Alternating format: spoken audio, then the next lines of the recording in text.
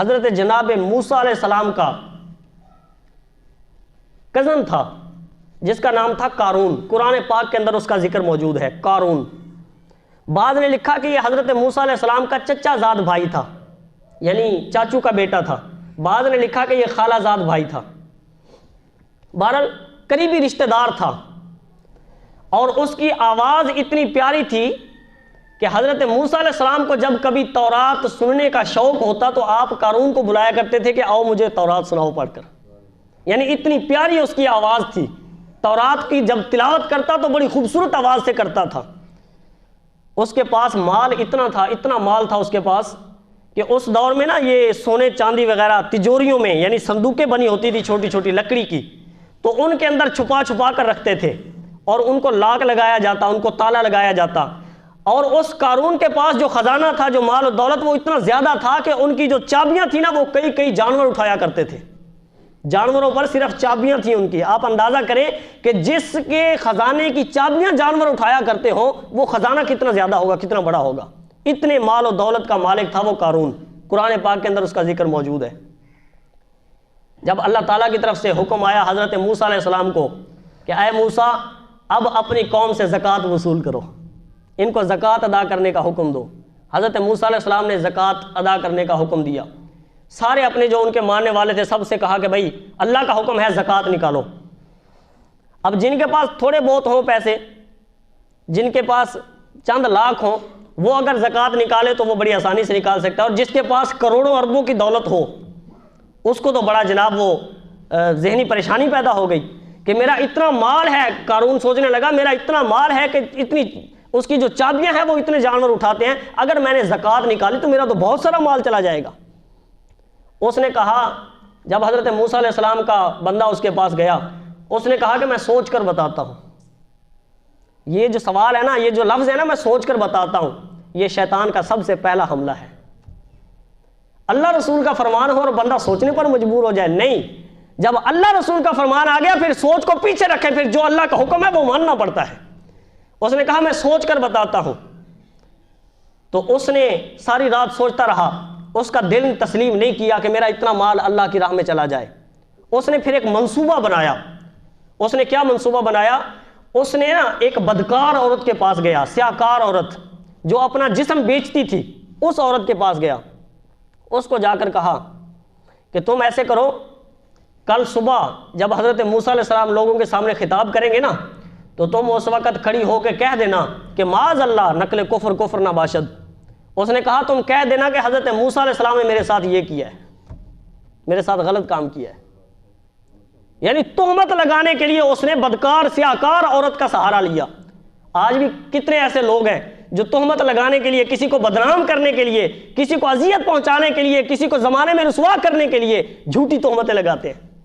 ہاں جی, اب دیکھ لیں کہ یہ طریقہ کن کا ہے, ان کافروں کا طریقہ ہے. اس قارون نے کیا کیا, حضرت موسیٰ علیہ السلام پر معاذ اللہ تہمت لگانے کے لیے اس عورت کو کہا. تو عورت کیونکہ بدکار تھی, وہ ویسے ہی پیسے کی لالچی تھی. پہلے تو اس نے انکار کیا, اس نے کہا مجھ سے یہ کام نہیں ہوتا کہ میں ایک نبی پر تہمت لگاؤں. لیکن اس نے مال و دولت کا لالچ دیا کہ میں تمہیں اتنا اتنا مال دوں گا, تو وہ تیار ہو گئی. اگلے دن کیا ہوا, غور سے سنیے گا. اگلے دن کیا ہوا, حضرت موسیٰ علیہ السلام کا دربار لگا. حضرت موسیٰ علیہ السلام کے امتی سامنے آ گئے. تو آپ نے جب ان سے خطاب کرنا چاہا تو سب سے پہلے وہ قارون کھڑا ہو گیا, جو ان کا رشتہ دار تھا, چچا زاد یا خالہ زاد بھائی تھا, کھڑا ہو گیا. اس نے کہا جی سب سے پہلے ایک مسئلہ پوچھنا ہے. حضرت موسیٰ علیہ السلام نے فرمایا پوچھو. اس نے کہا کہ جو بندہ زنا کرے, شادی شدہ ہو, زنا کرے تو اس کی سزا کیا ہے؟ تو آپ نے سزا بیان فرمائی کہ اس کی سزا شریعت میں یہ ہے کہ اس کو سنسار کیا جائے, یعنی اس کو پتھر مار کر اس کو مار دیا جائے, یہ اس کی سزا ہے. تو اس نے کہا کہ یہ کوئی عام بندے کی سزا ہے یا اگر کوئی نبی کرے آپ کے لیے بھی وہی سزا ہے؟ حضرت موسیٰ علیہ السلام نے فرمایا سزا سب کے لیے برابر ہے. اگر عام بندہ جرم کرے اس کی بھی وہی سزا ہے, اگر نبی یہ جرم کرے تو اس کی بھی وہی سزا ہے. تو اس بدبخت نے کہا کہ پھر یہ عورت کی آواز سنیے, یہ کیا کہتی ہے, اس کی بات سنیے, یہ عورت کیا کہتی ہے. آپ نے اس عورت کی طرف, جب آپ کو جلال آیا, غصہ آیا, آپ سمجھ گئے اس کی بات کو, آپ کو غصہ آیا, جلال آیا اتنا, یہ کتابوں میں لکھا ہوا ہے کہ حضرت موسیٰ علیہ السلام کا جو جلال تھا نا، جو غصہ تھا، وہ کوئی بندہ برداشت نہیں کر سکتا تھا. جب ان کو غصہ چڑھتا تھا ان کا چہرہ زرد ہو جاتا تھا، کوئی ان کے چہرے کی طرف دیکھ بھی نہیں سکتا تھا. ایسا جلال تھا حضرت موسیٰ علیہ السلام کا. وہ واقعہ آپ نے سنا نا کہ جب حضرت اسرائیل علیہ السلام آئے تھے روح قبض کرنے کے لیے، تو انہوں نے اسرائیل علیہ السلام کو غصے میں آ کر مکہ دے مارا. اتنے یعنی جلال والے تھے. تو آپ نے جب قارون کی بات سنی نا تو آپ کو جلال آیا، آپ کو غصہ آ گیا. آپ نے اس عورت کی طرف ایسے نا آنکھ بھر کے دیکھا. آپ نے فرمایا کیا کہتی ہے تو؟ غصے سے آپ نے کہا کیا کہتی ہے یہ؟ تو وہ وہیں پانی کی پانی ہو گئی. اس کے یعنی پسینہ اس کا نکل پڑا، پانی پانی ہو گئی. وہیں اس کی زبان سے لفظ نہ نکل سکا، کوئی تہمت کی بات نہ کر سکی. اس نے کہا کہ اے اللہ کے نبی، میں بالکل بے گناہ ہوں، بے قصور ہوں. مجھے تمہارے اس چچا زاد نے آ کر کہا ہے کہ مجھ سے اتنے پیسے لے لو اور موسیٰ علیہ السلام پر تہمت لگا دو.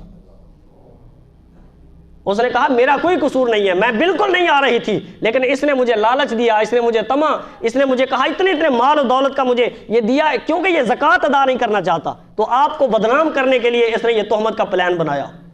حضرت موسیٰ علیہ السلام کو اتنا یعنی غصہ آیا، اتنا شدید آپ جلال میں آئے. آپ نے ایسے اوپر آسمان کی طرف دیکھ کر آپ نے فرمایا کہ اے باری تعالیٰ، اب اس کے لیے کیا سزا ہے جو تیرے نبی پر تہمت لگائے؟ اس کے لیے کیا سزا ہے جو تیرے نبی پر تہمت لگائے؟ تو اللہ تبارک و تعالیٰ نے حضرت موسیٰ علیہ السلام کی طرف وحی نازل فرمائی.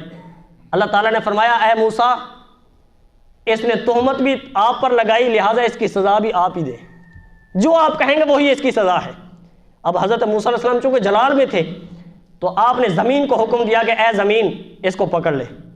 تو جہاں پر کھڑا تھا وہیں پیٹ تک وہ زمین کے اندر چلا گیا، پیٹ کے اندر چلا گیا، زمین نے اس کو پکڑ لیا. اب وہ کھڑا کیا کہہ رہا ہے قارون؟ اس نے معافی نہیں مانگی، بجائے اس کے کہ وہ توبہ کرتا، معافی مانگتا. اس نے معافی نہیں مانگی. اس نے کیا کیا کہ اس نے کہا کہ اے موسیٰ، یہ تو تم نے میرا خزانہ ہڑپ کرنے کے لیے یہ کام کیا ہے کہ میرا جتنا مال ہے، میرا جتنا خزانہ ہے وہ تم سارا ہڑپ کرنا چاہتے ہو، تو اس لیے تم نے مجھے زمین میں دھسا دیا. تو آپ نے فرمایا لے کر آؤ اس کا سارا خزانہ. تو جب اس کا سارا خزانہ لائے آپ نے فرمایا یہ اس کے سر پر رکھو اور اس کا خزانہ اور یہ بھی زمین کے اندر جائے گا. وہ اس کا خزانہ اس کے سر پر رکھا گیا اور وہ زمین کے اندر دھسا دیا گیا. آپ نے جب دعا کی تو وہ سارا زمین کے اندر چلا گیا، اس کا خزانہ بھی زمین کے اندر چلا گیا. اور میرے مصطفیٰ کریم علیہ الصلوۃ والسلام نے جب اپنے دور میں یہ بات بیان فرمائی تو حضور نے فرمایا آج تک وہ زمین میں دھوسا جا رہا ہے. تو میں آپ سے پوچھنا چاہتا ہوں اس کو گمراہ کس چیز نے کیا؟ وہ تھا تو مسلمان تھا نا، وہ تھا تو حضرت موسیٰ علیہ السلام کا امتی، تورات کا پڑھنے والا تھا. اس کو اتنی خوبصورت آواز تھی کہ حضرت موسیٰ علیہ السلام جب تورات کو سننا چاہتے تو آپ اسی کو حکم دیتے کہ تورات سناؤ. پھر اس کو گمراہ کس چیز نے کیا؟ اس کو گمراہ کیا مال کی محبت نے.